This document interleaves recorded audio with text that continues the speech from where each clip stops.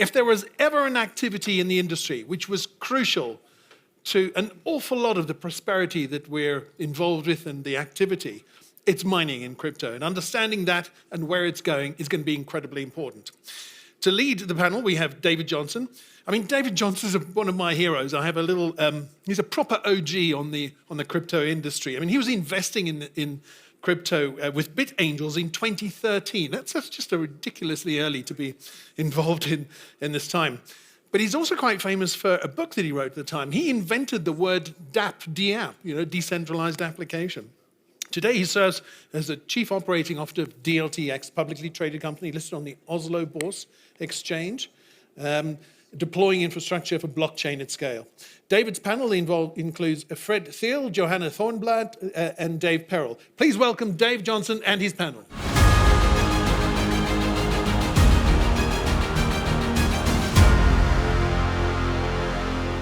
All right, well, thank you for that very kind introduction. And why don't we jump right into it, do a quick introduction of the panel. Dave, you want to kick us off? Sure, absolutely. Great to be here. Dave Perrill, CEO and co-founder of Compute North. I've been in the data center managed services space for 25 years, and our whole thesis is how do we make these types of compute workload that are non-mission critical, computationally intensive, most environmentally sound, and low cost as possible. And that's our approach. That's what we do. Awesome. Johanna? Yeah, I'm Johanna Thörnblad. I work for HIVE Blockchain Technologies. We're a Canadian-based company, but I'm overseeing our Swedish operations, where we have about 34 megawatts running, mostly in Ethereum, but also some Bitcoin mining. Sounds great. Fred? Hi, I'm Fred Thiel, Chairman and CEO of Marathon Digital Holdings. We're a NASDAQ-traded Bitcoin miner, busily deploying what will soon be about 23 exahash of hash rate by this time next year. That's great. Well, why don't we kick off? I want to spend some time today dispelling some of the myths and misconceptions that people have about mining. And Johanna, you and I were talking about this. There's really a misunderstanding about how mining is really driving renewables, right, and driving a green initiative, as opposed to it's perceived as, oh, it's consuming all this power. Can you really open that up for us so people can understand it? Yeah, I think in Sweden that's a good place to speak about, because it's a country that has excess renewable energy at very good prices, but because we're depending on renewable energy, we also have a lot of instability in the grid. And so HIVE has gone in there and participate in a load balance program where we, in a matter of seconds, can power down our 30 megawatts to share that load with the rest of the grid in the region during peak hours. And actually, it's a program that we are rewarded for participating in. And then, of course, when we're called to power down, we also get rewarded extra for that. But it's, I think, a very interesting scenario, and also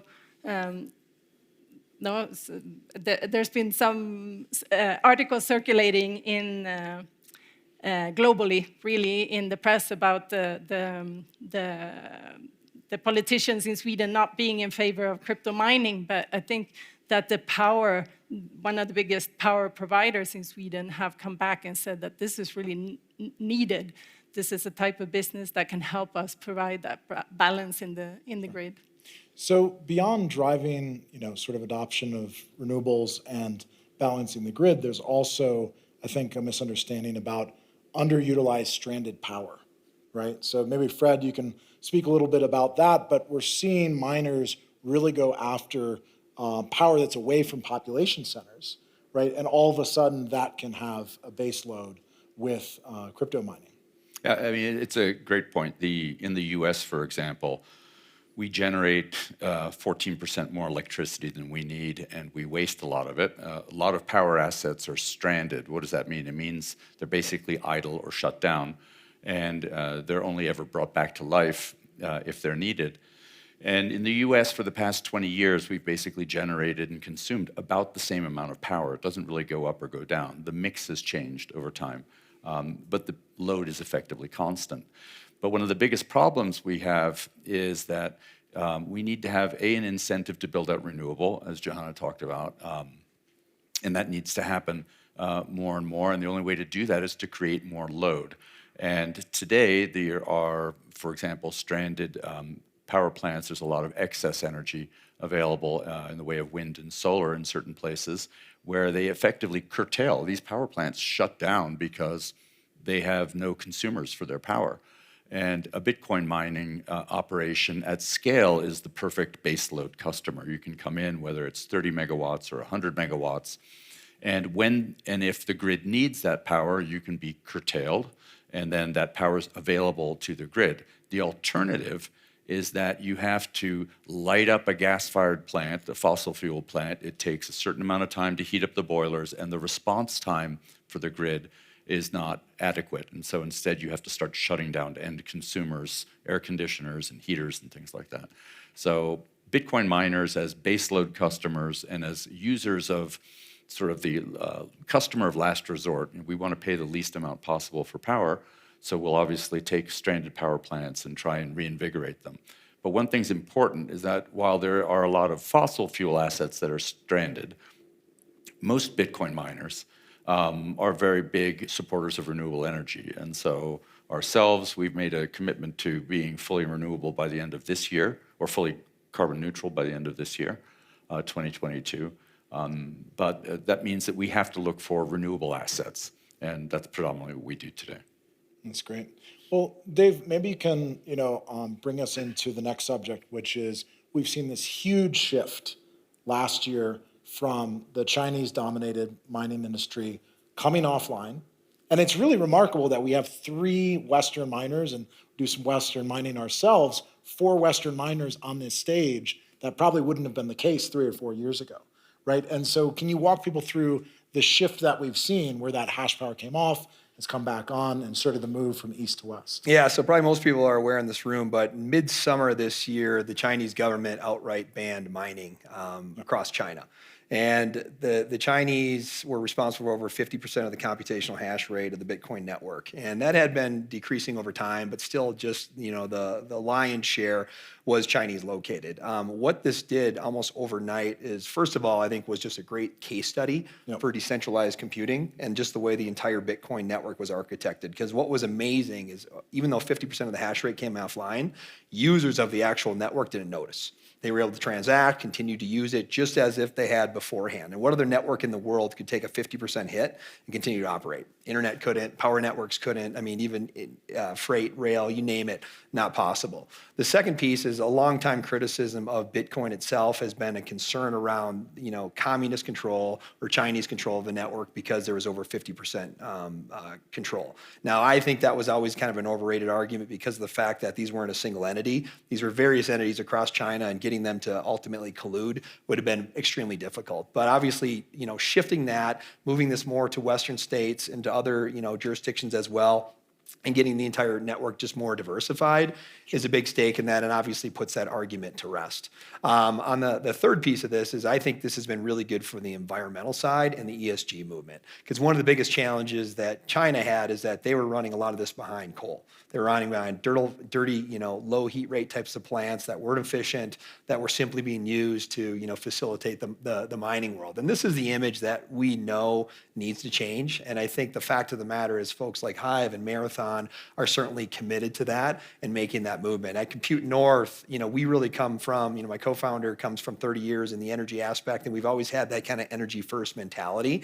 But it's got to be sustainable, it's got to be environmentally friendly, and it's got to come at scale. And I think the good news is we're starting to see the power operators, the IPPs, the grid operators, particularly in the US and Canada, take notice of this and get excited about it, not concerned about it. And the shift that, what Fred and Johanna indicated earlier is that it's gone from what I'd consider a parasitic load, where we need to run this 24/7 by 365 and we want to pay as low as price as possible, is that we want to help you truly solve issues within your grid, within your operations, and with stranded types of resources. And changing it from that zero-sum game to a win-win scenario has certainly resonated. In fact, just yesterday, we announced that with Constellation Energy and Exelon, the 5th biggest utility in the United States, a joint partnership for supply chain to actually run behind their plants to solve exactly these types of issues and pass these along to our customers, including Marathon. So that is where this market is going, and I think those are all good signs, both for the environmental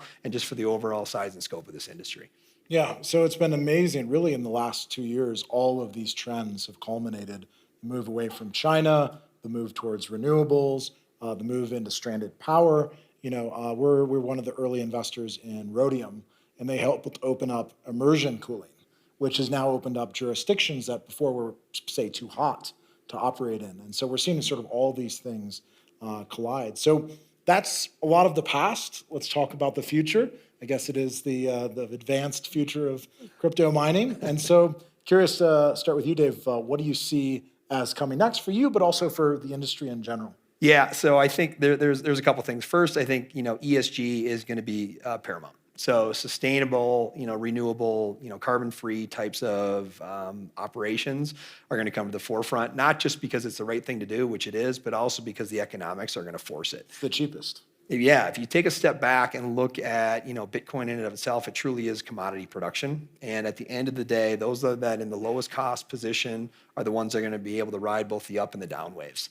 And we're fortunate to work with some really thoughtful strategic customers that I think approach it in that way. Yeah. But frankly, I think there's going to be some carnage over the course of the next 24 months for folks that are either not thinking about how does this look in a correction mechanism, or frankly haven't lived through it.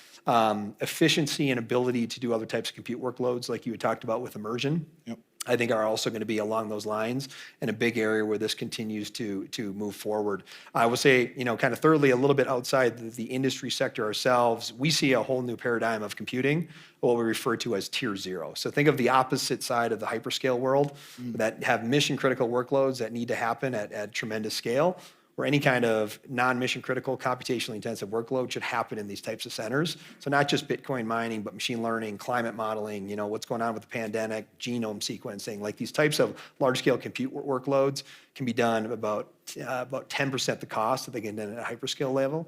And I think we're going to see a big shift of that as the industry continues to improve. So that's great. Johanna, next 5-10 years, what do you see? Yeah, well, I would concur with what David has said, that the green footprint now is going to be critical. And at HIVE, we're lucky because that has been part of our strategy since the start. And we see that with our investors that also tend to be maybe a younger type of investor, the sustainability, the renewable resource is crucial to their decision in investing with HIVE. We are big in Ethereum mining. It's about 1/3 of our revenue stream.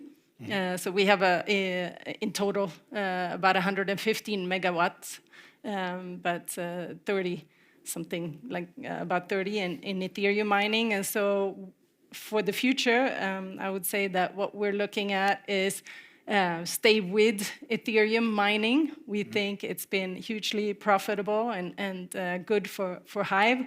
And we believe that proof of stake is going to take some time to materialize.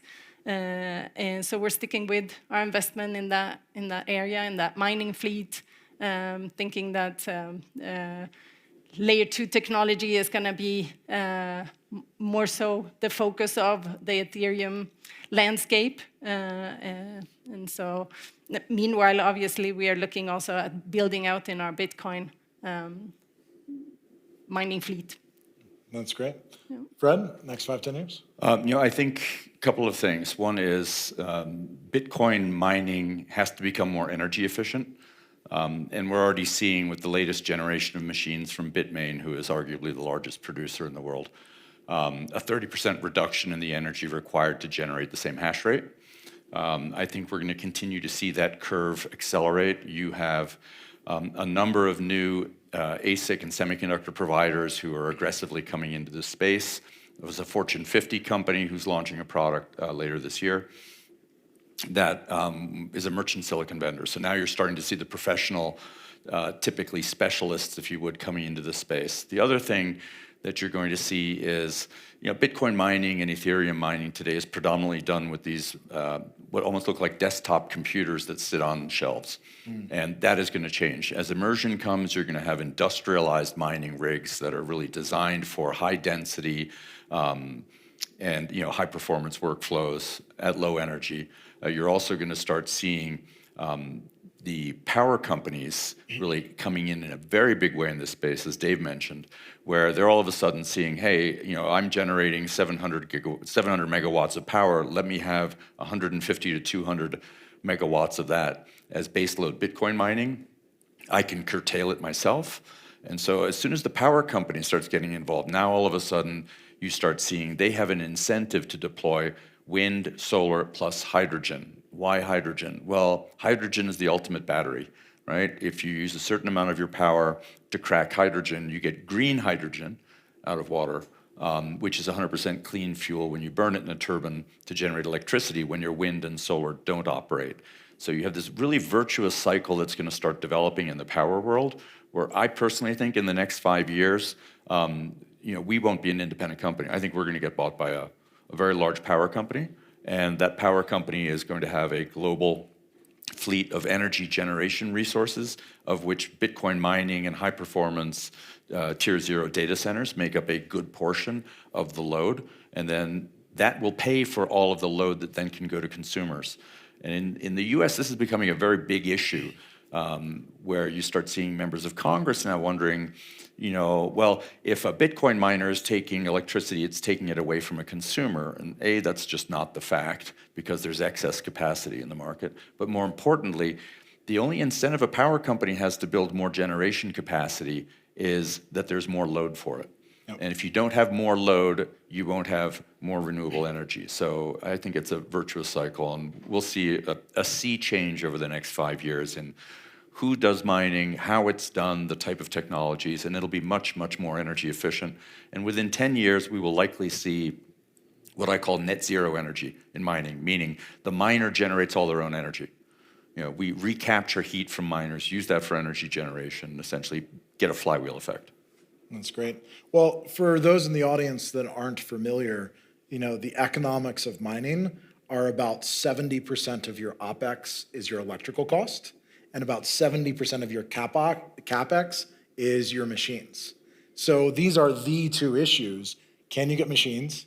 Can you get power, right? And it may be the reverse of what you're surmising. You may start seeing Bitcoin miners buy power companies instead of power companies buy Bitcoiners. But that's a really interesting question, because it's a very long tail on a paying off a power facility, 20, 30 years. And so the question is, do you really want to buy a power company, or are you happy for somebody else to finance and to take that CapEx onto their balance sheet instead of your balance sheet? In my personal opinion, and this is kind of Marathon strategies, we're asset light, meaning we work with companies like Dave's company, Compute North, to operate and run all hosting. We don't own real estate. We don't own data centers. We just raise capital, deploy miners, monetize that. But we've looked at the economics of buying stranded power generation assets. And yes, when you do the math, you could potentially incrementally lower your cost by maybe 3 or 4 cents per kilowatt hour, because there's not a lot of margin in power generation. Yeah. The problem is regulatory risk. If you look, for example, in the state of New York, their Allegheny Power was selling 6 gas-fired plants that were stranded assets very inexpensively. I mean, you could have gone in and bought these assets for under $150 million. 6 power plants, 300 megawatts of power. There were no buyers. Why? Right. Because the regulators in New York could shut you off overnight. And now you have to move your miners somewhere else. And so I think miners need to stick to their knitting. Power companies know power generation, the regulatory environment real well. Plus, it is much easier for a power company to raise capital than a miner to do it. Well, then I'll go to the next question for Dave. If not power companies, when do we get to the scale? Is it in this next cycle where people start not only taping out their own chips, but building foundries? Is that 1 or 2 cycles down the road? Yeah, I mean, it's the age-old question, how far do you vertically integrate, right? Yeah. When is the value add component versus the element of do you focus and do you raise your capital? I have a view similar to Fred that I think power in the energy markets are both a regulated, much more mature industry, but I do think they're going to be disrupted by a couple things that are coming down the road, particularly what's happening in the renewable sector, the decarbonization footprint. But where I see a lot of this going is where some of these synergies are realized through microgrids at a much more localized type level. So take the ability of, can you pair wind, can you pair solar, can you pair storage, which I think is only going to get fundamentally and exponentially better here with the technology over the coming years. And then something like compute, right? And I think like the tier 0 story, if you think about, compute that doesn't need to run 24/7, can shut down when the grid needs it, can be placed nearly anywhere, is hundreds of megawatts of load at a time, and candidly isn't variable. Like other types of issues that the grid has is that they got to go up and down and change that. And that's capacity that they're having to pay for through transmission that can be eliminated with some of these microgrids and these technologies. So I don't know, I mean, like anything, I think there'll be some people that will try it. I think some people will focus. We've been focused on like, how do we understand this whole tier 0 category and do it better than anyone else? But I think it's to help our customers like the Marathons of the world succeed, do it at scale, do what they do really, really well, and be on the other side of that of our customers being the IPPs, the generators, and the grid operators, and helping them solve some real problems that aren't tomorrow, that are here today. Right, that's great.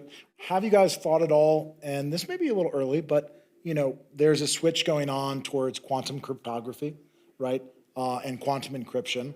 And it's not something we covered, but I'm curious at all if you've thought down the road if some of the algorithms change, how to adapt, how to use the machines for other use cases, stuff like that. Yeah. And maybe that's 2-3 years out, but it's hard to say. I know the U.S. military switched in, I think, 2017 towards quantum encryption. So just curious if you guys have looked that far down. Yeah, I would say that question should go back to my technical team, probably.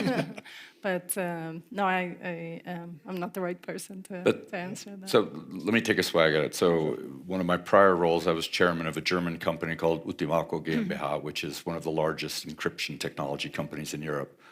And 50% of our revenue was providing hardware security modules and that were essentially FIPS level 4, which is ultimate military grade. You look at it, it blows up type of stuff, mission impossible.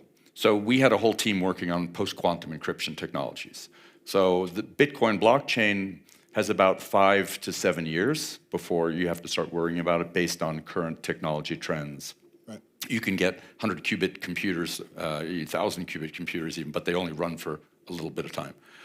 And so essentially what you're going to start seeing is what's called SHA-3, which is the migration from SHA-256. And then you're going to also start seeing double elliptic curves. And so it's an evolutionary model, which doesn't have to change anything else foundational in the Bitcoin blockchain. Wonderful. I know we're out of time, so I want to thank our panel today, and it's been a great discussion. Glad we could cover all these topics, and hopefully we'll see you guys here next year again. So thank you, everybody. Thank you.